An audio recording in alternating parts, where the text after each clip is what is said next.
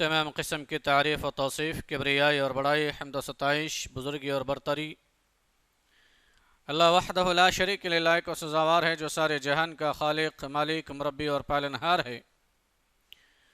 بعدہ درود و سلام و تمام انبیاء کرام پر، خصوصاً آخری نبی، امام الہدا، امام الانبیاء، جناب محمد رسول اللہ صلی اللہ علیہ وسلم کی پاکیزہ ذات مقدسہ مطہرہ پر، جنہیں اللہ تبارک و تعالی نے ساری کائنات کے لیے رحمت بنا کر مبعوث فرمایا، اور آپ علیہ السلام کے ذریعے سے تا قیامت جن و انس کی ہدایت اور رہنمائی کا انتظام اور بندوبست فرمایا۔ اللہم صلی علی محمد وعلی آل محمد کما صلیت علی ابراہیم وعلی آل ابراہیم انک حمید مجید۔ اللہم بارک علی محمد وعلی آل محمد کما بارکت علی ابراہیم وعلی آل ابراہیم انک حمید مجید۔ بزرگان محترم، نوجوانان اسلام، دینی ملی بھائی اور دوستو، پردہ نشین اسلامی ماں اور بہنیں، خطبہ مسنونہ کے بعد قرآن حکیم کلام مجید سے دو مختلف مقامات سے دو آیات مبارکہ کا حصہ آپ کے سامنے پیش کیا گیا۔ ایک سورہ انفال کی آیت مبارکہ ہے اور ایک سورہ الکہف کی آیت مبارکہ ہے۔ ان دونوں آیات کی روشنی میں انشاءاللہ آج کے اس خطبہ جمعہ کا عنوان ہے اولاد کی تربیت۔ جیسا کہ آپ تک سوشل میڈیا کے ذریعے سے یہ عنوان پہنچ چکا ہے۔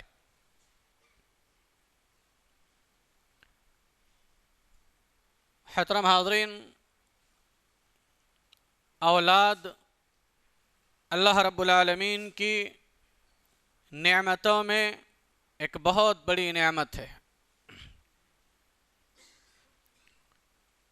بلکہ اس کا اندازہ اس بات سے لگائیے کہ کتنی عظیم ترین نعمت ہے۔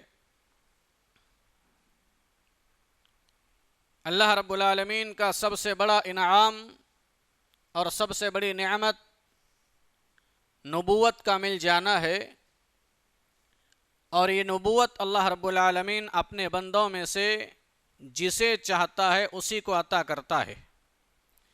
کوئی آدمی اپنی محنت سے نبی نہیں بن سکتا، یہ اللہ کی عطا کردہ نعمت ہے۔ اللہ جسے چاہے اسے اپنا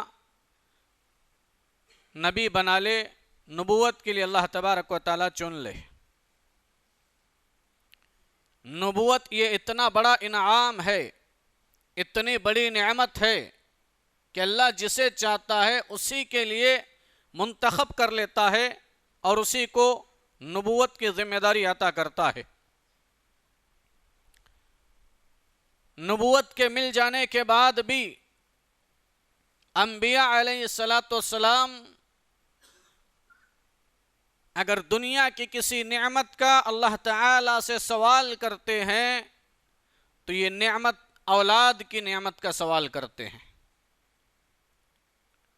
نبوت کے مل جانے کے بعد بھی ایک نبی ہونے کے بعد بھی اگر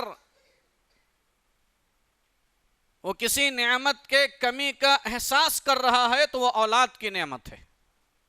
اتنی عظیم نعمت ہے اولاد۔ ابراہیم علیہ السلام کون نہیں جانتا، اتنے بڑے نبی ہیں، جد امجد جناب محمد رسول اللہ صلی اللہ علیہ وسلم کو حکم دیا گیا کہ آپ ملت ابراہیمی کی اتباع کیجئے، ملت ابراہیمی کی پیروی کیجئے۔ ابراہیم علیہ السلام اتنے بڑے نبی ہیں، موحدین کے امام ہیں، نبوت کا اتنا بڑا مقام ملنے کے بعد بھی اولاد کی کمی کو محسوس کر رہے ہیں اور اللہ سے کہہ رہے ہیں ربی حب لی من الصالحین، اے اللہ مجھے نیک اور صالح اولاد عطا فرما۔ اللہ اکبر، غور کیجئے، نعمت اولاد یہ اللہ کی کتنی بڑی نعمت ہے۔ نبوت ملنے کے بعد بھی اس نعمت کی کمی کا احساس ہے کہ اللہ مجھے اولاد کی نعمت عطا فرما، نیک اور صالح اولاد عطا فرما۔ زکریا علیہ السلام ہیں، نبی بن گئے، نبوت مل گئی ہے، لیکن نبوت کے مل جانے کے بعد بھی ایک خلش ہے، ایک تڑپ ایک اور نعمت مل جائے. کون سی نعمت؟ اولاد کی نعمت. غور کیجئے، نبوت اتنی بڑی نعمت مل جانے کے بعد انبیاء علیہ السلام جیسی ہستیاں بھی اللہ سے اس نعمت اولاد کا سوال کر رہے ہیں کہ اللہ یہ نعمت بھی ہمیں عطا کر دے. زکریا علیہ السلام ہیں، اللہ سے دعا کر رہے ہیں ربی ہب لی من لدنک ذریۃ طیبہ ربی لا تذرنی فردا وانت خیر الوارثین. اور آپ اس سے پہلے سن چکے ہیں زکریا علیہ السلام کس عمر میں دعا مانگ رہے ہیں اللہ سے؟ بڑھاپے کی انتہا کو پہنچ چکے ہیں، سر کے بال بالکل سفید ہو چکے ہیں، پک چکے ہیں. قرآن کہتا ہے واشتعل الراس، سر کے بال پک چکے ہیں، ایک بھی کالا سیاہ بال باقی نہیں ہے. اور زکریا علیہ السلام کہہ رہے ہیں وامرأتی عاقر، اے اللہ میری بیوی بانجھ ہے، میری بیوی انتہائی بوڑھی ہو چکی ہے، اس کے اندر اولاد پیدا کرنے کی اب دنیاوی اعتبار سے صلاحیت نہیں ہے. ڈاکٹروں نے جواب دے دیا ہے، ہاتھ اٹھا لیا ہے، لیکن اے میرے پروردگار جب بھی تجھ سے مانگا ہوں نا امید نہیں ہوا ہوں. جب بھی تجھ سے سوال کیا ہوں تیرے سامنے ہاتھ کو پھیلایا ہوں، اے اللہ تو نے میرے ہاتھوں کو خالی نہیں لوٹایا، مجھے نا امید نہیں کیا. اے اللہ دنیا والوں نے تو جواب دے دیا ہے، حکیموں اور طبیبوں نے جواب دے دیا ہے، میں بڑھاپے کی اس عمر کو پہنچ چکا ہوں، میری بیوی بوڑھی ہو چکی ہے، وہ بانجھ ہو چکی ہے، لیکن پھر بھی میں تیری رحمت سے مایوس نہیں ہوں. ربی لا تذرنی فردا وانت خیر الوارثین، اے اللہ مجھے میرا وارث عطا فرما، ایک بہترین جانشین عطا فرما. ربی حب لی من لدنک، اے اللہ اپنی جانب سے مجھے ایک نیک اور صالح اولاد عطا فرما. نبی ہیں، نبوت کے مل جانے کے بعد بھی اللہ سے جس نعمت کا سوال کر رہے ہیں وہ کون سی نعمت؟ یہ نہیں کہ اللہ مجھے دولت دے دے، یہ نہیں کہ اللہ مجھے عہدہ دے دے، نہیں. دنیا کی اگر کسی نعمت کا سوال کر رہے ہیں انبیاء علیہ السلام بھی تو اولاد کی نعمت کا سوال کر رہے ہیں. یہ اولاد اتنی بڑی نعمت ہے. اس سے ایک سبق یہ بھی مل رہا ہے کہ آدمی کو کبھی مایوس نہیں ہونا چاہیے، اللہ سے مانگتے رہنا چاہیے. ابراہیم علیہ السلام اللہ سے مانگتے رہے، اللہ نے دعا قبول کیا. زکریا علیہ السلام بڑھاپے کی عمر کو پہنچ چکے ہیں، مانگتے رہے، اللہ تبارک و تعالیٰ نے اولاد دے دیا. اللہ سنتا ہے، اللہ دعاؤں کو قبول کرتا ہے، اللہ سے مانگنا چاہیے. اور حضرت زکریا علیہ السلام نے جب اللہ سے دعا کی، اللہ نے دعا قبول کی. دعا قبول کی تو کیا کہا؟ اِنَّا نُبَشِّرُكَ بِغُلَامٍ. غور کیجئے، نعمت اولاد یہ کتنی بڑی ہے، اولاد کی نعمت یہ کتنی عظیم نعمت ہے. اِنَّا نُبَشِّرُكَ. زکریا علیہ السلام نے اللہ سے دعا کی کہ اللہ مجھے نیک اور صالح اولاد عطا فرما، لڑکا عطا فرما، ایک جانشین عطا فرما، وارث عطا فرما. اللہ تعالیٰ نے کیا کہا؟ اِنَّا نُبَشِّرُكَ بِغُلَام. اے زکریا ہم تمہیں بشارت دیتے ہیں، ہم تمہیں خوشخبری دے دیتے ہیں بغلام، ایک نیک اور صالح لڑکے کی. پتہ کیا چل رہا قرآن مجید کی آیت پڑھنے کے بعد؟ پتہ یہ چل رہا ہے کہ اولاد کا اللہ کی طرف سے مل جانا یہ اس بندے کے لیے اللہ کی طرف سے خوشخبری ہے. اللہ کی طرف سے خوشخبری ہے، یہ اللہ کی طرف سے بشارت ہے. یہ زکریا علیہ السلام نے اللہ سے مانگا، اللہ نے دعا قبول کی تو کیا کہا اللہ نے؟ اِنَّا نُبَشِّرُكَ، ہم تمہیں خوشخبری دے دیتے ہیں، بشارت دے دیتے ہیں بغلام، ایک لڑکے کی. پتہ چل رہا قرآن مجید کی آیت کو پڑھنے کے بعد کہ اگر اللہ تعالیٰ کسی کو صاحب اولاد کر دیتا ہے، کسی کو اللہ تعالیٰ اولاد کی نعمت عطا کرتا ہے، یہ اولاد کا مل جانا اللہ کی طرف سے اس کے لیے خوشخبری ہے، ایک بشارت ہے اس کے لیے. یہ قرآن مجید کی آیت بتا رہی ہے اِنَّا نُبَشِّرُكَ بِغُلَام، اے زکریا ہم تمہیں لڑکے کی بشارت دیتے ہیں. اسمہ یحییٰ، اور نام بھی ہم ہی رکھ دیتے ہیں، یحییٰ نام رکھنا، اس کا نام یحییٰ ہوگا. غور کیجئے، اللہ سنتا ہے، اللہ دیتا ہے. اللہ نے کہا ہے زکریا تم نے مانگا، ہم تمہیں لڑکے کی بشارت دیتے ہیں، اور لڑکے کا نام بھی ہم منتخب کر دیتے ہیں، اس کا نام یحییٰ ہوگا. اور آج تک اس نام کا لڑکا اس زرزمین پر کوئی نہیں. اس سے پہلے ایک اینٹک نام ہم تمہیں بتا دیتے ہیں، یحییٰ اس کا نام ہوگا. اس سے پہلے اس نام کا کوئی بچہ دنیا میں نہیں ہے. تو اولاد اللہ کی بہت بڑی نعمت ہے. انبیاء علیہ السلام بھی اس نعمت کے محتاج رہے ہیں. نبوت کے مل جانے کے بعد بھی انبیاء علیہ السلام نے اگر اللہ سے دنیا کی کسی نعمت کا سوال کیا تو اولاد کی نعمت کا ہے. یہ قرآن مجید کی آیات اور ابراہیم اور زکریا علیہ السلام کی مثال ہمارے سامنے. اولاد کا مل جانا یہ اللہ تعالیٰ کی طرف سے ایک بہت بڑی بشارت ہے, ایک بہت بڑی خوشخبری ہے. اسی لیے اللہ تبارک و تعالیٰ نے کہا کہ اللہ رب العالمین جسے چاہتا ہے اولاد کی نعمت سے نوازتا ہے.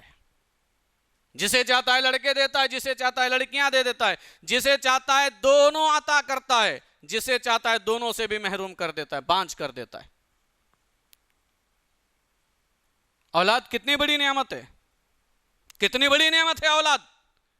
آج کے دور میں انداز لگائیے, ایک آدمی کی اگر شادی ہو جائے اور سال ہاں سال گزر جائے, اولاد نہ ہو تو دنیا کے تانے اسے سننے پڑتے ہیں. اور اسی اولاد کی حصول کے لیے آدمی اپنے کتنے پیسوں کو بہا دیتا ہے. ڈاکٹروں کے پاس, حکیموں کے پاس, طبیبوں کے پاس, عاملوں کے پاس. بلکہ اس سے بھی اگر کام نہ بنے, اس اولاد کے خاطر آدمی شرک کے دروازے کھٹکنے لگتا ہے, درگاہوں اور مزاروں کا چکر کاٹنے لگتا ہے کہ کہیں سے کوئی یہ نعمت مل جائے. اولاد اتنی عظیم نعمت ہے, تو یہ اللہ رب العالمین کا بہت بڑا انعام ہے. یہ اولاد کا مل جانا اللہ کی طرف سے خوشخبری ہے. اسی لیے اللہ تبارک و تعالیٰ نے قرآن مجید کے اندر فرمایا المال والبنون زینت الحیات الدنیا. یہ مال اور یہ اولاد دنیا کی خوبصورتی کا ذریعہ ہے, دنیا کی زیب و زینت کا ذریعہ ہے. ایک آدمی کے پاس مال بھی ہو, ایک آدمی کے پاس اولاد بھی ہو, تو آدمی بڑا خوش قسمت مانا جاتا ہے. یار کیا قسمت ہے, پیسہ بھی ہے اور اولاد بھی ہے. دنیا کی چمک دمک بھی اس کے پاس ہے اور اولاد کی شکل میں نعمت بھی اس کے پاس ہے. اللہ تعالیٰ نے کہا یہ مال, یہ دولت, یہ اولاد, یہ انسان کی زندگی کے لیے, انسانی زندگی کے لیے زیب و زینت کا سامان ہے. تو یہ اولاد اللہ کی نعمت ہے. یاد رکھیے, یہ اولاد جہاں اللہ کی نعمت ہے, جہاں اللہ کی رحمت ہے,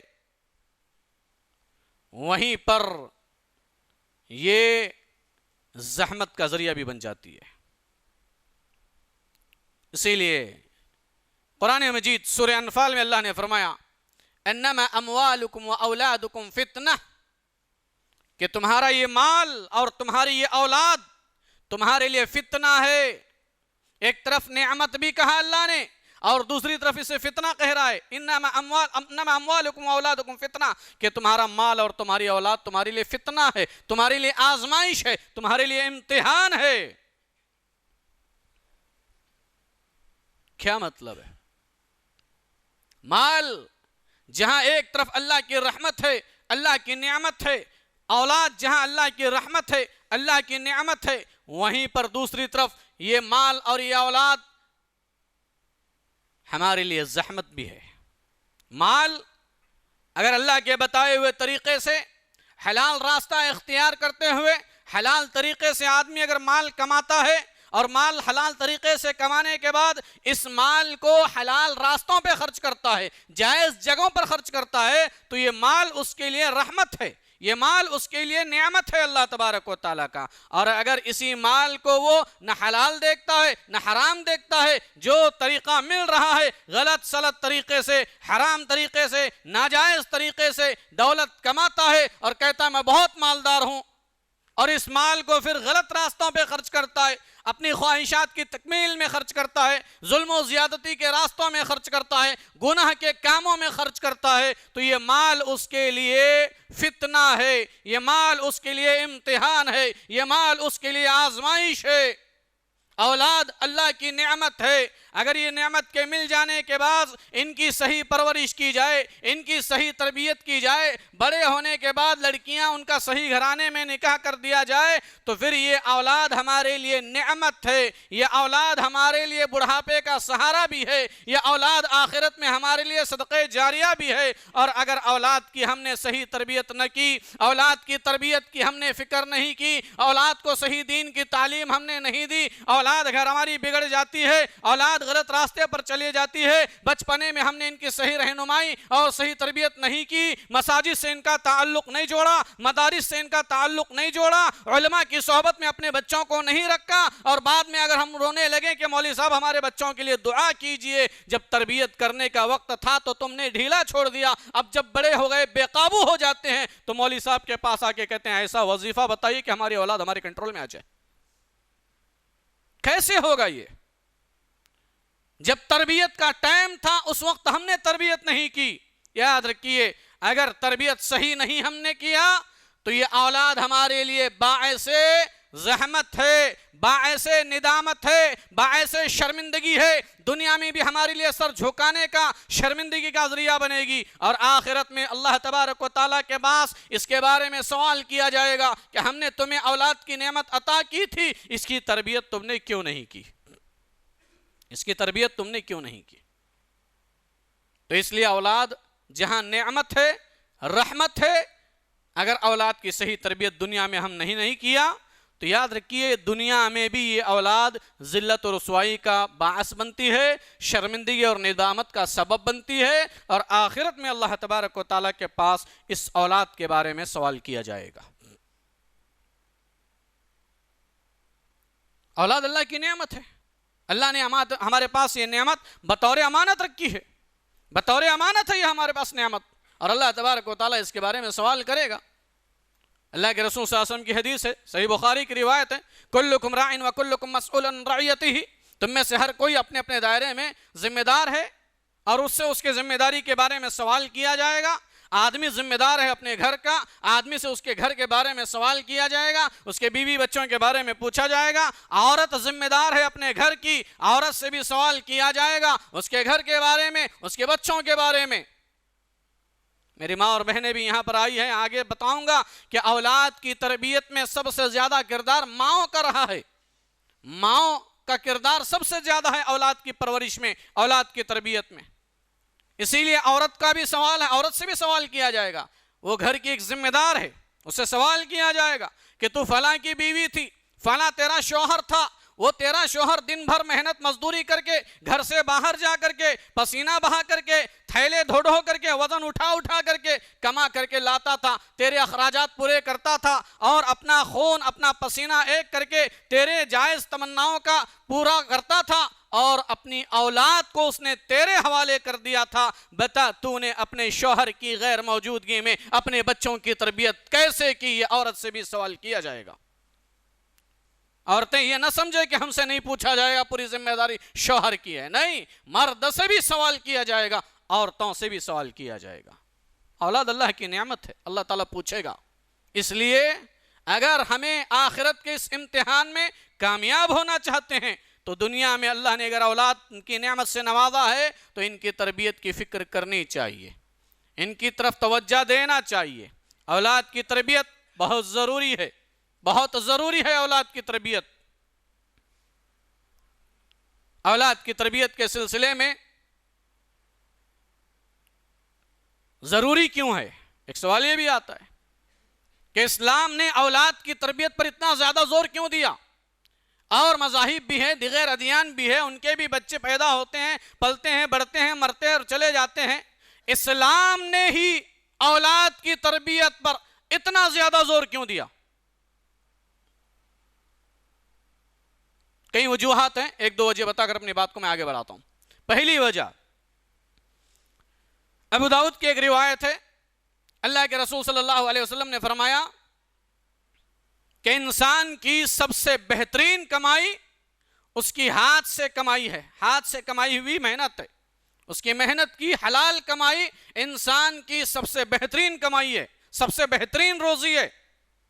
سب سے بہترین رزق انسان کا کون سا ہے؟ جو انسان حلال طریقے سے محنت کر کے اپنے ہاتھ سے کماتا ہے۔ اللہ کے نبی صلی اللہ علیہ وسلم نے فرمایا کہ یہ روزی، یہ رزق، یہ کمائی انسان کی سب سے بہترین روزی ہے، سب سے بہترین کمائی ہے۔ اور اسی حدیث میں اللہ کے نبی صلی اللہ علیہ وسلم نے آگے فرمایا کہ اولاد بھی انسان کی کمائی ہے، اولاد بھی انسان کی کمائی ہے۔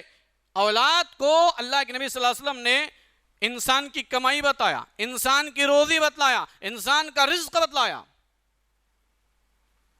جب یہ ہماری روزی ہے، یہ ہماری اپنی کمائی ہے، تو اس کمائی کی فکر کرنی چاہیے نا۔ ایک آدمی کماتا ہے محنت سے، دن بھر محنت کرتا ہے، دوڑ دھوپ کرتا ہے، کمائی کرتا ہے، بتائیے انسان کیا اپنی کمائی کو ایسے ہی چھوڑ دے گا؟ ایسے ہی کھلا چھوڑ دے گا وہ کمائی کو کہ وہ ضائع ہو جائے، وہ برباد ہو جائے، وہ لاس ہو جائے؟ نہیں، اس کمائی کی انسان فکر کرتا ہے، اس کے بارے میں احتیاطی تدابیر اختیار کرتا ہے۔ ایک کسان کھیت میں محنت اور مزدوری کرتا ہے اور کھیت سے جو اگتا ہے، وہ اگنے والا اناج جب ہمارے گھروں تک آتا ہے تو ہم اسے محفوظ کر لیتے ہیں، ہم اسے محفوظ کر لیتے ہیں، سیو کر لیتے ہیں، اور اس کی حفاظت کے لیے کچھ دوائیاں بھی رکھی جاتی ہے تاکہ مال آنے والی فصل تک خراب نہ ہو جائے، سیف رہے، محفوظ رہے، کیونکہ 1 سال تک اسے سنبھال کے رکھنا ہے، محفوظ رکھنا ہے، تو اس میں دوائیاں بھی رکھتا ہے۔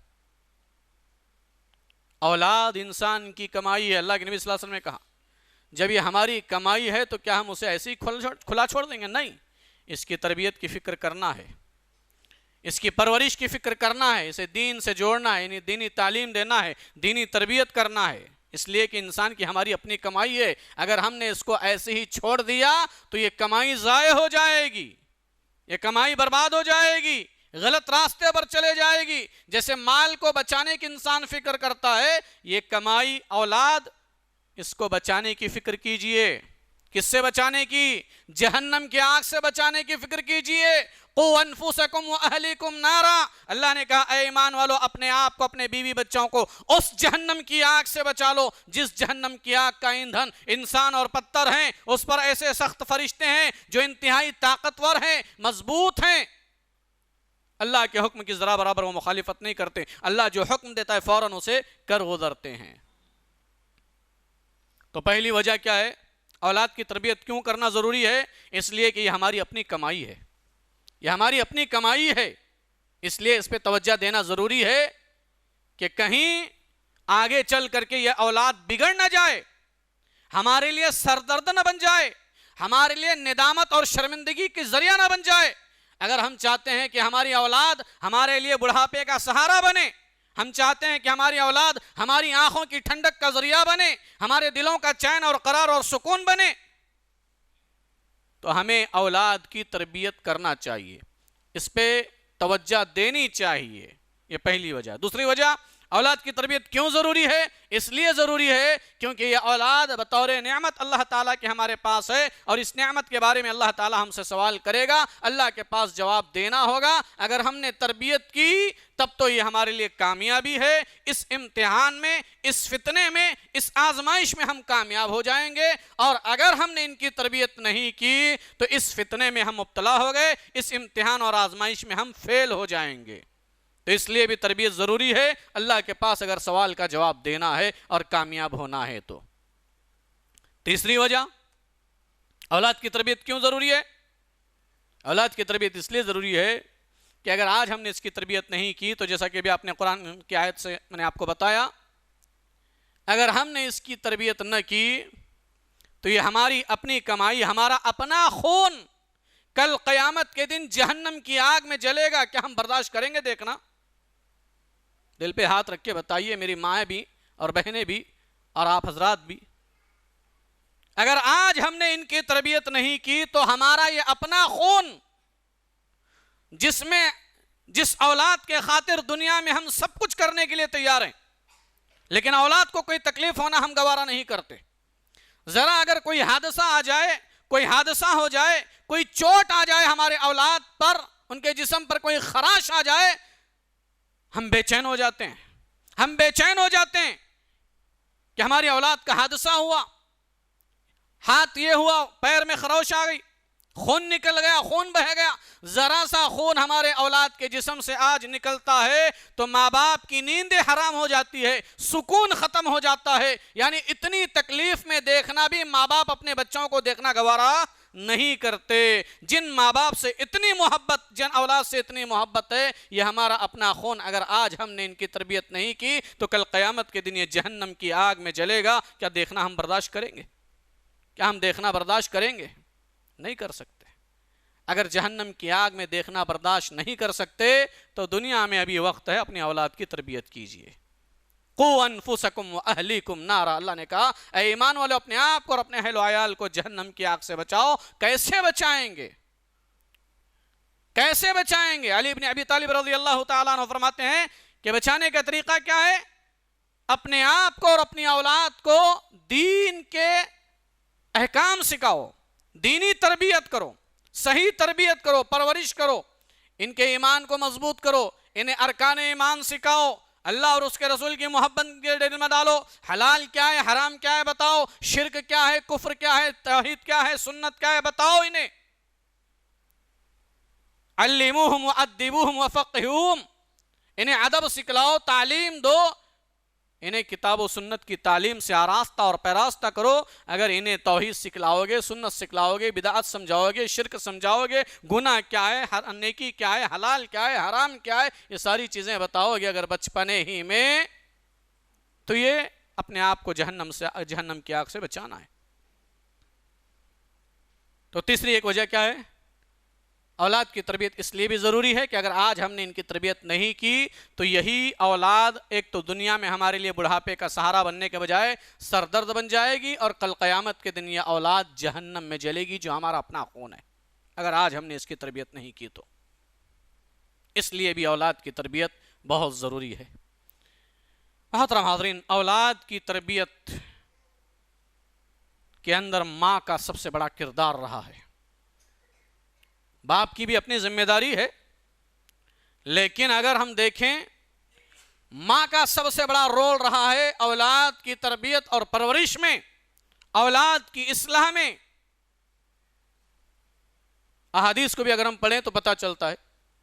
ایک تو پہلی وجہ یہ ہے کہ ایک تو باپ جو ہوتا ہے صبح نکلتا ہے، شام آتا ہے، دن بھر وہ محنت اور مزدوری کرتا ہے، تو بچے زیادہ وقت کس کے پاس گزار رہے ہیں؟ ماں کے پاس گزار رہے ہیں. زیادہ ٹائم بچوں کا کہاں گزر رہا ہے؟ اپنے ماں کے ساتھ گزر رہا ہے.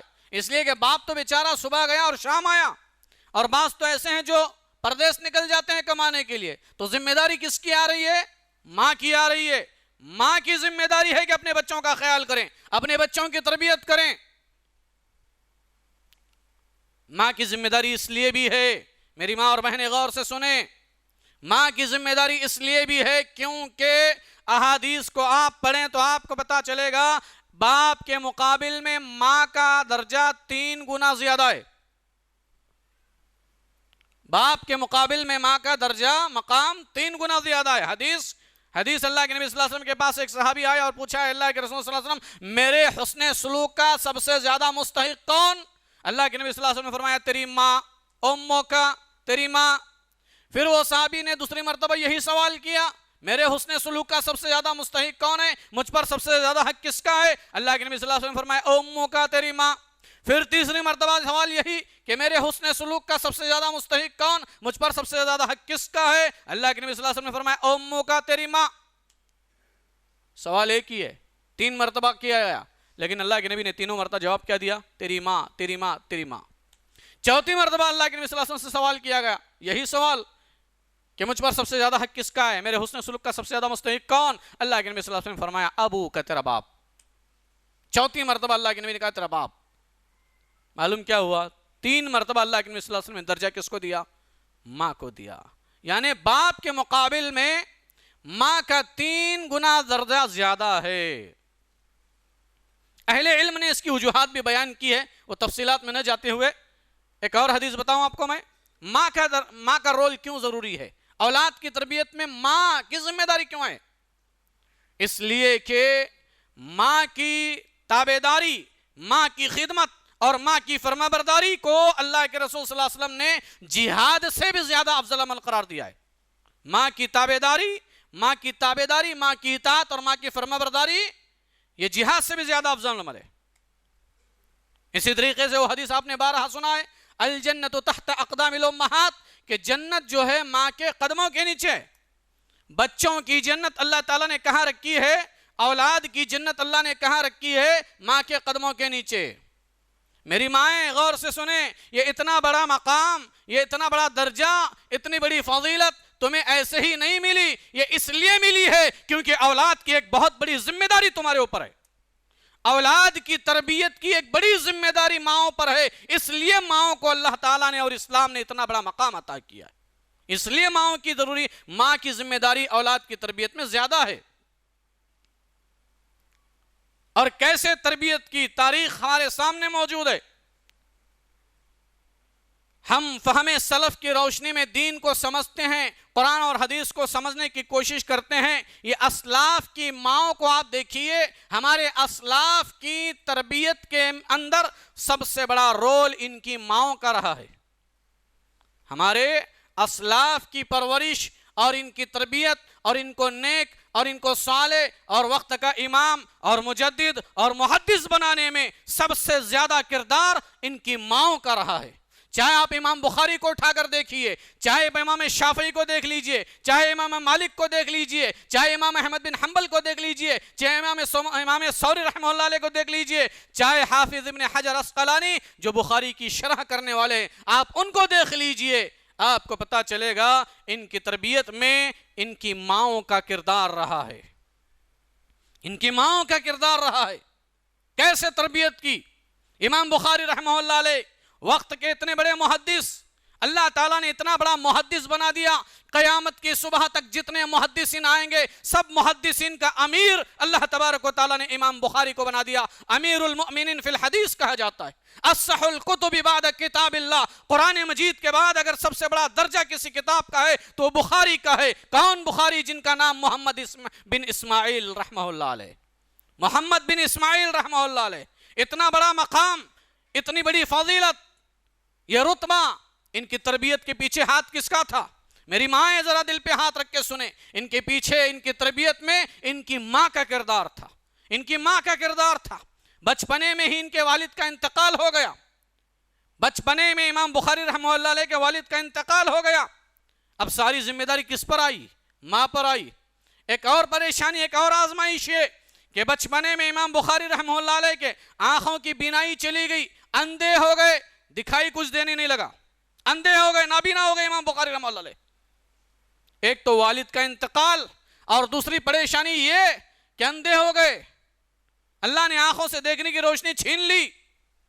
بتائیے کتنی بڑی آزمائش، کتنی بڑی پریشانی۔ لیکن قربان جائیے، امام بخاری رحمہ اللہ علیہ کی والدہ بڑی نیک، بڑی عبادت گزار، تہجد گزار، پرہیزگار، اللہ سے ڈرنے والی، اللہ پہ توکل کرنے والی، ہر روز رات میں اٹھ کر کے تہجد کی نماز پڑھتی اور اللہ سے ایک ہی دعا کرتی، ایک ہی دعا کرتی۔ آج ہم میں سے کوئی ہوتا، ہماری سوچ اور ہمارا ذہن کیا؟ آج تو ہمیں یہی فکر ہوتی ہے کہ بچپنے میں باپ کا سایہ اڑ گیا، اب اس کے اخراجات کون اٹھائے گا، اس کے تعلیم و تربیت کا انتظام کون کرے گا، اس کے پیسے کہاں سے لائیں گے، یہ کہاں سے کریں گے، وہ کہاں سے کریں گے۔ ایک ماں کو فکر یہی ہوتی ہے۔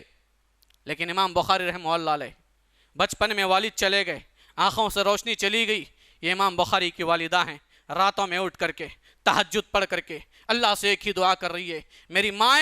میری مائیں اور بہنیں غور سے سنیں، آج دوسروں کے سامنے ہاتھ پھیلانے کی ضرورت نہیں ہے۔ جب تک آپ ماں ہے، اپنی اولاد کی مستقبل اور آپ کے اولاد کی کامیابی آپ کے ہاتھوں میں ہے۔ آپ رات میں اٹھ کر کے اللہ سے اپنے اولاد کے فیوچر کے لیے، اپنے اولاد کی اچھائی کے لیے دعا کیجئے۔ اللہ ماؤں کی دعاؤں کو رائے گا جانے نہیں دیتا۔ یہ امام بخاری رحمہ اللہ علیہ کی والدہ ہے، راتوں میں اٹھ کر کے تہجد پڑھ کر کے اللہ کے سامنے ہاتھ اٹھا کر ایک ہی دعا کر رہی ہے بس، کیا؟ اے اللہ میرے بیٹے کی آنکھوں کی روشنی لوٹا دے، میرے بیٹے کی آنکھوں کی روشنی لوٹا دے، اسے بینا کر دے، اسے دیکھنے والا کر دے، اسے اچھا کر دے۔ ہر روز رات میں اٹھ کر کے تہجد پڑھ کر کے ہاتھ اٹھا کر کے ایک ہی دعا کرتی ہے اور سو جاتی ہے۔ حسب معمول دعا کر کے سو گیا، ایک مرتبہ کیا دیکھتی ہے؟ صبح اٹھ کے دیکھتی ہے امام بخاری رحمہ اللہ علیہ کی بینائی لوٹ آ گئی۔ اللہ اکبر! یہ ماں کی دعا کی تاثیر ہے۔ اسی لیے میں نے کہا کہ مائیں ادھر ادھر ہاتھیں ادھر ادھر جانے کی ضرورت نہیں ہے۔ مصلی بھی چاہیے، 2 رکعت نماز ادا کیجئے، اپنے بچوں کے لیے دعا کیجئے، اللہ آپ کی دعاؤں کو سننے والا ہے۔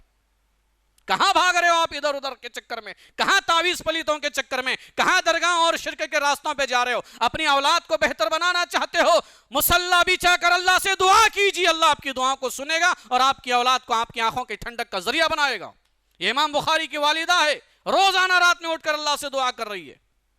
آج کتنی مائیں ہیں جن کی اولاد بیمار ہے، ڈاکٹروں نے ہاتھ اٹھا لیا کہ آپ کے اولاد کی یہ بیماری ٹھیک نہیں ہو سکتی، اللہ سے اٹھ کر دعا کیجئے، انشاءاللہ جن کی اولاد بیمار ہے اللہ سب کو شفا دے گا۔ ماں کی دعا میں بڑی طاقت اور تاثیر ہے۔ دیکھتی ہے اچانک صبح آنکھوں کی روشنی لوٹ آئی، ایک ہی دعا کہ اللہ میرے بیٹے کا آنکھوں کی روشنی لوٹا دے تاکہ یہ تیرے دین کی خدمت کر سکے۔ کیسی تربیت کی، کیسی نیک خاتون تھی امام بخاری کی والدہ رحمہ اللہ علیہ، کیسی نیک تھی، کیسی زاہدہ اور پرہیزگار تھی۔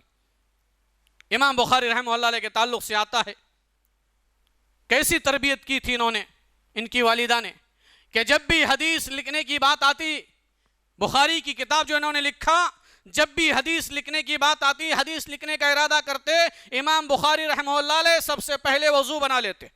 اللہ اکبر، کیسی تربیت کی امام بخاری کی ان کی والدہ نے، غور کیجئے۔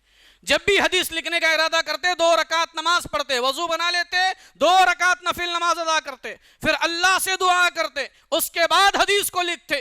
کیا تربیت کی تھی امام بخاری رحمہ اللہ علیہ کی والدہ نے، تب جا کر اللہ تبارک و تعالیٰ نے انہیں یہ مقام دیا۔ تو غور کیجئے، اتنے بڑے محدث، اتنے بڑے امام، ان کی تربیت کے پیچھے کس کا ہاتھ تھا؟ ان کی ماں کا ہاتھ تھا۔ باپ تو دنیا میں تھے ہی نہیں، بچپنے میں ماں باپ کا انتقال ہو گیا۔ یہ امام شافعی رحمہ اللہ علیہ کو آپ دیکھیے، اماموں میں سے ایک امام، 2 سال کی عمر میں ان کے والد کا بھی انتقال ہو گیا۔ 2 سال کی عمر میں والد کا انتقال ہو گیا۔ ماں نے، امام شافعی کی ماں نے اپنے بچے کی تعلیم و تربیت کے خاطر شادی کرنے سے پرہیز کیا، دوسرا نکاح نہیں کیا، اور غزہ سے جو اس وقت دشمنوں کے نرغے میں اللہ محفوظ فرمائے، اللہ سب کی حفاظت فرمائے، جو فلسطین کا علاقہ غزہ، اس غزہ سے مکہ تک ہجرت کیا امام شافعی رحمہ اللہ علیہ کی والدہ نے، صرف اپنے بچے امام شافعی کی تربیت کے خاطر غزہ سے ہجرت کر کے مکہ آئے۔ کیا تربیت کی۔ 10 سال کی عمر میں تھے، امام مالک رحمہ اللہ علیہ کی ایک بڑی مشہور و معروف کتاب ہے حدیث کی معطا امام مالک۔ 10 سال کی عمر میں انہوں نے معطا امام مالک کو پورا منہ زبانی یاد کر لیا۔ 10 سال کی عمر میں ہم پیر قبر میں لٹکائے ہوئے ہیں، ہمیں سورہ فاتحہ صحیح سے پڑھنا ابھی بھی نہیں آتا۔ یہ امام شافعی رحمہ اللہ علیہ تھے، 10 سال کی عمر میں معطا امام مالک پورا منہ زبانی یاد کر لیا، اور 20 سال کی عمر میں ایک بڑے امام اور ایک بڑے عالم اور علامہ بن کر کے ابھرے۔ کس کی تربیت تھی؟ کس کی تربیت تھی ان کے پیچھے؟ 2 سال کی عمر میں باپ تو چلے گئے تھے، کون تربیت کیا؟ میری ماں اور بہنیں غور سے سنیں، ان کی تربیت کے پیچھے ان کی ماں کا ہاتھ تھا، ان کی ماں کا ہاتھ تھا۔ امام احمد بن حنبل رحمہ اللہ علیہ کے تعلق سے آپ پڑھیے، میری ماں اور بہنیں سنیں غور سے۔ آج بھی اگر ماں اور بہنیں چاہیں اپنے بچوں کی تربیت کرنا، عزم کر لیں، تو انشاءاللہ ایک انقلاب آ سکتا ہے، ہمارے سماج میں تبدیلی آ سکتی ہے۔ امام احمد بن حنبل رحمہ اللہ علیہ کے تعلق سے آتا ہے کہ ان کے بھی والد بچپن میں فوت ہو گئے۔ ان کی ماں روزانہ صبح میں نماز فجر سے پہلے اٹھ کر کے انہیں اٹھاتی، ان کے لیے پانی گرم کرتی وضو کے واسطے سردی کے موسم میں، اور پھر خود ہاتھ پکڑ کر کے مسجد تک لے جاتی ہے۔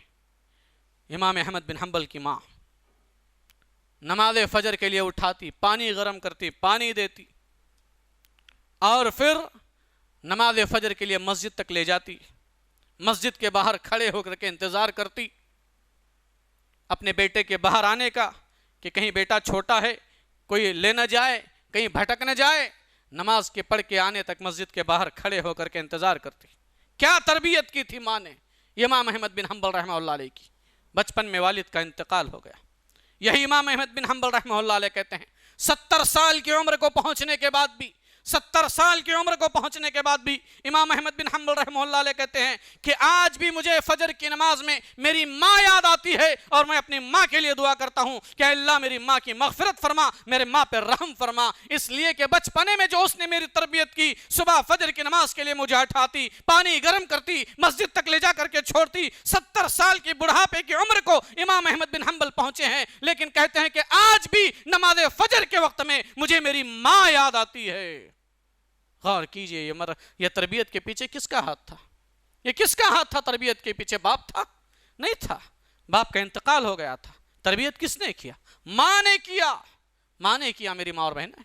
इसलिए मैंने आपको पहले ही बताया, औलाद की तरबियत में माँ का बहुत बड़ा किरदार रहा है। अब तारीख उठाकर देखिए, जितने मुहद्दिसीन बड़े बड़े गुजरे हैं, अइम्मा कराम गुजरे हैं, उनकी तरबियत में माँ का रोल बहुत रहा है, माँ का किरदार बहुत रहा है। एक और बात, हाफिज इब्न हजर, उम्मत के ऊपर एक बहुत बड़ा कर्जा था बुखारी की शरह का। बुखारी की शरह का, बुखारी की शरह करने वाले कौन? हाफिज इब्न हजर अस्कलानी रहमतुल्लाह अलैह। हाफिज इब्न हजर अस्कलानी रहमतुल्लाह अलैह के बारे में आता है कि बचपन में इनके वालिद का इंतकाल हो गया। इनकी तरबियत किसने की? इनकी तरबियत इनकी माँ ने और इनकी बड़ी बहन ने की। मेरी बहनें भी आई है, अगर आपके घर में अपने छोटे बच्चे हैं, उनकी तरबियत की जिम्मेदारी आप बहनों पर भी है। या हाफिज इब्न हजर रहमतुल्लाह अलैह कहते थे कि वही उम्मी बाद उम्मी, अपने बहन के ताल्लुक से कहते थे कि वही उम्मी बाद उम्मी, मेरी माँ के बाद दूसरी माँ मेरी बहन है। मेरी बहन ने मेरी माँ का किरदार अदा किया, मेरी बहन से मैंने आदाब सीखे, दीन सीखा, दीन के अहकाम सीखे। गौर कीजिए मेरी माँ और बहनें, औलाद की तरबियत में, बच्चों की तरबियत में किसका किरदार सबसे ज्यादा है? हाफिज इब्न हजर, ये बुखारी की शरह करने वाले, इनकी तरबियत के पीछे इनकी माँ और इनकी बहन का हाथ रहा। कितने वाकयात मैं आपको सुनाऊं, तारीख में भरे पड़े हैं ऐसे वाकयात कि बड़े बड़े अइम्मा कराम, मुहद्दिसीन, इनकी तरबियत के पीछे, इनकी परवरिश के पीछे इनकी माँओं का किरदार रहा है। मेरी माँ और बहनें, अपने आप को सुधारें। किसी फलसफी ने, कहने वाले ने कहा कि हजारों लाखों मर्द मिल करके वो इनकलाब नहीं ला सकते, वो तब्दीली नहीं ला सकती जो कौम की माएँ अपने समाज में इनकलाब ला सकती है। अगर हमारी कौम की माएँ, हमारी समाज की माएँ, हमारी मुस्लिम औरतें अगर सुधर जाए और ठान ले हर घर में हर औरत कि मैं अपने बच्चों की सही तरबियत करूंगी, तो इंशाअल्लाह इनकलाब पैदा हो जाएगा। एक हजारों मर्द मिल करके वो तब्दीली नहीं ला सकते जो एक औरत इनकलाब पैदा कर सकती है। इसलिए कि एक औरत के सुधरने से, एक औरत के सुधर जाने से एक नस्ल सुधरने लगती है, उससे पेट से निकलने वाली नस्ल औलाद दर औलाद सुधरने लगती है। तो औलाद की तरबियत में माओं का किरदार बहुत जरूरी है। तो कुछ बातें मैं आपके सामने रख रहा हूं, वक्त ज्यादा हो रहा, माजरत के साथ एक दो बातें रखकर अपनी बात को खत्म कर जाता हूं। औलाद की तरबियत में माओं का रोल रहा है, तो माओं का क्या होना चाहिए? सबसे पहली चीज, माओं की जिम्मेदारी यह है कि मां पहले नेक हो, मां पहले ईमान में मजबूत हो, अकीदे तौहीद मजबूत हो। इसलिए कि मां की गोद बच्चे की पहली स्कूल है, मां की गोद बच्चे का पहला मदरसा है। अब जब मां की गोद बच्चे का पहला मदरसा है, पहली स्कूल है, तो मां ईमान में जितना ज्यादा पुख्ता होंगी, जितना ज्यादा अकीदे तौहीद में ये मां मजबूत होगी, उतना ज्यादा ये मदरसा आला मियार का होगा। और इस मदरसे में यानी इसकी गोद में पलने वाला बच्चा उतना ही ज्यादा बेहतरीन और निखर करके आएगा, वो उतनी अच्छी तरबियत का हामिल होगा। इसलिए माओं को जरूरी है अपनी औलाद की तरबियत में कि पहले वो नेक बने, वो दीन का इल्म हासिल करें, वो दीन को सीखें। मेरी माँ और बहनें अपने आप को दीन की तालीम से आरास्ता करें। अगर माँ नेक हो तो औलाद की तरबियत सही हो सकती है। अगर माँ ही बगड़ जाए, माँ ही हमेशा मोबाइल के चक्कर में पड़ी रहे जैसे कि आज का दौर है, औलाद कहाँ से सुधरेगी? औलाद कहाँ से सुधरेगी? औलाद को सुधारना चाहते हो تو مائیں پہلے اپنے آپ کو نیک بنائیں، صالح بنائیں، ایمان اپنا مضبوط کریں، عقید توحید کو مضبوط کریں اور اپنے بچوں کی تربیت کریں، اپنے بچوں کو بتائیں کہ ایمان کیا ہے، ارکان ایمان کیا ہے، توحید کیا ہے، اللہ اور اس کے رسول کی تعلیمات کیا ہے، حلال کیا ہے، حرام کیا ہے، گناہ کسے کہتے ہیں، یہ ساری چیزیں بتائیں۔ اپنے بچوں کو صحابیہ کے واقعات بتائیں۔ ام سلیم رضی اللہ تعالی عنہ، ابو طلحہ سے نکاح ہوا، اس وقت مہر بہت زیادہ مقرر کیا جاتا تھا، لیکن ام سلیم رضی اللہ تعالی عنہ نے ابو طلحہ سے نکاح کیا، مہر کیا مقرر کیا، مہر طے کیا ہوا کہ آپ اسلام لے آئیں، یہی ہمارا مہر ہو جائے گا، مہر ہو جائے گا۔ یہ واقعات بتائیں اپنے بچیوں کو، اپنے بچوں کو بتائیں، ایمان کیا ہے بتائیں۔ آج کا یہ فتنوں کا دور ہے جہاں ہماری لڑکیاں ارتداد کا شکار ہو رہی ہے، اسلام سے دور ہو کر کے، دائرے اسلام سے نکل کر کے، آج غیروں کے ساتھ بھاگ کر کے شادی کے نام پر پھیرے لے رہی ہے۔ ایسے فتنوں کے دور میں ماؤں کی یہ ذمہ داری بنتی ہے کہ اپنے بچیوں کو بتائیں کہ بیٹا حالات کیسے بھی آئیں، محال کیسا بھی ہو، پریشانی کیسے بھی آئے، ایمان کا سودا نہیں ہونا چاہیے، توحید ہاتھ سے نہیں جانا چاہیے، شرک نہیں کرنا چاہیے، چاہے اس معاملے میں تمہیں جلا دیا جائے، چاہے اس معاملے میں تمہیں قتل کر دیا جائے، یہ دونوں صورتیں تو منظور کر لینا، لیکن کسی صورت میں عقیدہ توحید کو ہاتھ سے جانے نہیں دینا۔ آج ہماری لڑکیاں گھروں سے بھاگ کر کے غیروں کے ساتھ شادی کے نام پر جو پھیرے لے رہی ہے، ارتداد کا جو شکار ہو رہی ہے اور ماں باپ کے لیے جو شرمندگی بن رہی ہے، یہ اس کی وجہ یہ ہے کہ بچپنے میں ہم نے اپنے بچوں کی ویسی تربیت نہیں کی جیسے اسلام نے بتایا ہے۔ اگر بچپنے میں ہم نے اپنی بچیوں کو بتایا ہوتا ایمان کیا ہے، ایمانی غیرت کیا ہے، شرم و حیا کیا ہے، توحید کیا ہے، شرک کیا ہے، یہ اگر بتایا ہوتا تو آج یہ دن دیکھنے نہیں پڑتے، آج یہ دن دیکھنے نہیں پڑتے۔ آج لڑکیاں ارتداد کا شکار ہو رہی ہے، معاف کیجئے مجھے، کہیں نہ کہیں اس کے ذمہ دار خود ان کے والد ہیں، ان کے والدین ہیں، خود مائیں ہیں جو اپنے بچیوں کی صحیح تربیت نہ کرنے کی وجہ سے آج انہیں شرمندگی دیکھنی پڑ رہی ہے۔ اپنے بچیوں کو بچپن سے سکھائیے توحید کسے کہتے ہیں، شرک کے نقصانات کیا ہے، کیسے بھی مسئلہ آ جائے، کتنا بھی بڑا مسئلہ آ جائے، توحید ہاتھ سے جانے نہیں دینا چاہیے۔ اگر بچپنے سے ہم نے یہ گھٹی پلائی ہوتی تو آج یہ لڑکیاں ارتداد کا شکار نہیں ہوتی۔ تو یہ پہلی ذمہ داری ہے ماؤں کی کہ اپنے آپ کو نیک بنائیں، اپنے ایمان کو مضبوط کریں اور اپنے بچوں کو اور بچیوں کو بچپنے ہی سے ایمان اور عقیدے اور توحید کی باتیں سمجھائیں، توحید ان کے گھٹی بھی پلائے۔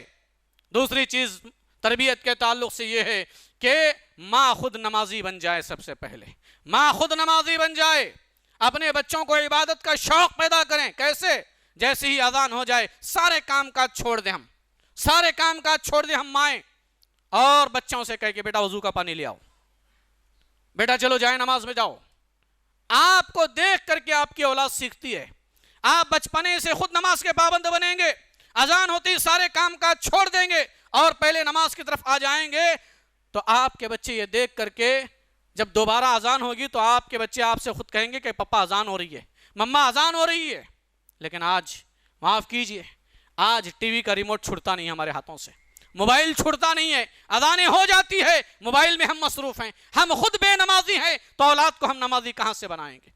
اور یاد رکھیے جب اولاد کو نمازی ہم نہیں بنائیں گے تو یہ اولاد کبھی ان سے امید مت رکھنا کہ یہ آپ کے مرنے کے بعد آپ کے لیے رحم اور مغفرت کی دعا کریں گے۔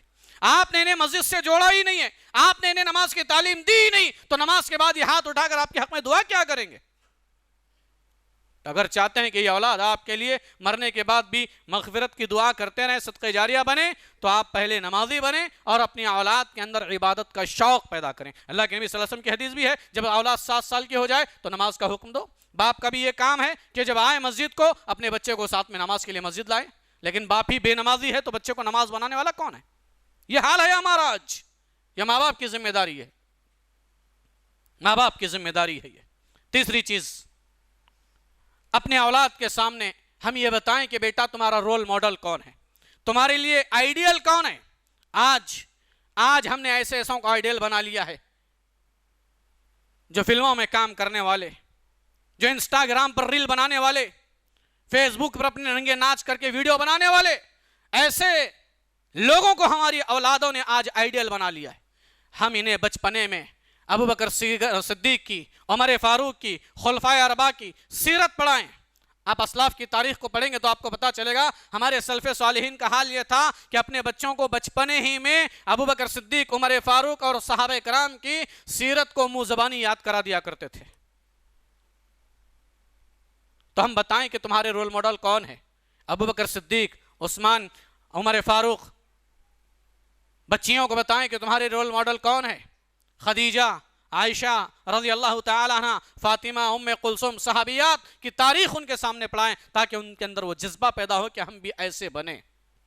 ہم موبائل دے کر ہاتھ میں چھوڑ دیتے ہیں اور بچے نہ جانے کیا کیا چیزیں دیکھتے ہیں اور وہی ایکٹنگ کرتے ہیں تو ہم بڑے خوش ہو جاتے ہیں. آج ہم بچوں سے کہتے ہیں بیٹا وہ گانا سناؤ. یہی تربیت ہم کر رہے ہیں آج. تو اگر بچوں کی تربیت کے اندر یہ بھی چیز ہے کہ ہم بچوں کو بچپنے ہی میں بتائیں کہ بیٹا تمہارے لیے رول ماڈل یہ فلموں میں کام کرنے والے نہیں ہیں، تمہارے لیے رول ماڈل صحابیات اور صحابہ کرام ہے. رسول اللہ صلی اللہ علیہ وسلم کی ذات تمہارے لیے بہترین رول ماڈل ہے. یہ ہم بچپنے ہی سے بتائیں، ان کے واقعات سنائیں، ان کے بہادری کے ان کے واقعات سنائیں تاکہ ہمارے بچوں میں وہ جذبہ پیدا. تربیت کے سلسلے میں اور چیز، آخری چیز، ویسے تو بہت ساری باتیں ہیں، آخری بات یہ بہت ضروری ہے، معاشرے میں یہ چیزیں بہت عام ہیں اس لیے بتا رہا ہوں. کیا ہے وہ ضروری چیز؟ یہ ہے کہ ہمیشہ ماں، اس لیے کہ بچوں کے ساتھ زیادہ وقت کس کا گزر رہا ہے؟ ماں کا گزر رہا ہے. باپ چلا جاتا ہے دن بھر، تو ماں کی یہ ذمہ داری ہے کہ اپنے بچوں کے سامنے اپنے باپ کی عظمت کو بیان کریں، اپنے باپ کے مقام اور مرتبے کو بیان کریں، باپ کے تعلق سے بیان کریں کہ بیٹا باپ کا مقام کیا ہے، اللہ نے باپ کو کیا درجہ دیا ہے، اسلام نے باپ کو کیا مقام دیا ہے، یہ باپ تمہارے لیے کتنی محنت اور مزدوری کرتا ہے، کتنی محنت سے اپنی پسینے کی گڑھئی کمائی تمہارے پڑھائی پر، تمہارے اوپر خرچ کرتا ہے. باپ کی عزت کرنا چاہیے. آج ہوتا کیا ہے، اللہ معاف کرے، ہر گھر کی بات نہیں ہے، اکثر گھروں میں یہ چیزیں ہوتی ہے، اسی سے گھر توڑتے ہیں. آج ماں اپنے باپ کی، شوہر کی غیر موجودگی میں بچوں کے سامنے باپ کی برائی کرتی ہے کہ تمہارا باپ تو ایسا ہے، تمہارا باپ تو ایسا ہے، ایک پیسہ دیتا نہیں، یہ کرتا نہیں، وہ کرتا نہیں. میری ماں اور بہنیں آج سے یہ چیز بند کریں، آج سے یہ چیز بند کریں. اپنے بچوں کے سامنے اپنے شوہر کی، یعنی اس بچے کے باپ کی ہمیشہ عزت کو بیان کریں، مقام اور مرتبے کو بیان کریں. اور یہی معاملہ باپ کے ساتھ بھی ہے کہ کبھی باپ اپنے بچوں کو کبھی گھمانے کے لیے باہر لے جائے، کبھی باپ اپنے بچوں کے ساتھ اکیلے میں ہو تو باپ اپنے بچوں کو سمجھائیں کہ ماں کا کیا مقام ہے، ماں کا کیا مقام ہے، ماں کی خدمت کرنی چاہیے، ماں کی بات ماننی چاہیے. لیکن آج معاملہ الٹا ہو گیا، باپ جو ہے ماں کے خلاف شکاتا ہے اور ماں جو ہے باپ کے خلاف شکاتی ہے اور بچے دونوں کے لیے درد سر بن جاتے ہیں. یہ تربیت نہیں ہے. تربیت کیا ہے؟ ماں کی ذمہ داری ہے اپنے بچوں کے تعلق، بچوں کو باپ کی عظمت بتائے، اور باپ کی یہ ذمہ داری ہے کہ ماں کی عظمت بتائے تاکہ گھر کا ماحول اچھا رہے. اللہ سے دعا ہے کہ اللہ تعالیٰ کہنے اور سنے سے زیادہ کہی اور سنی باتوں پر عمل کرنے کی توفیق عطا فرما.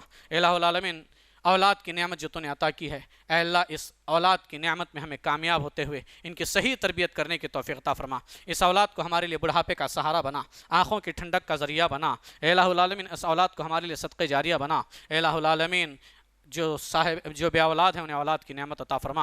اے الہ العالمین جو پریشان ہیں ان کی پریشانی کو دور فرما دے. اے اللہ جو قرض سے پریشان ہیں ان کے قرض کی ادائیگی کا انتظام فرما دے. اے اللہ جب تک ہمیں دنیا میں زندہ رکھ، ایمان اور اسلام کی حالت میں زندہ رکھ. جب ہمارا خاتمہ ہو تو ایمان اور توحید پر ہمارا خاتمہ ہو. دعا ہے کہ اللہ تبارک و تعالی ہمیں نیکی کے کام میں بڑھ چڑھ کر کے حصہ لینے کی توفیق عطا فرمائے. آمین یا رب العالمین. وآخر دعوانا الحمدللہ رب العالمین.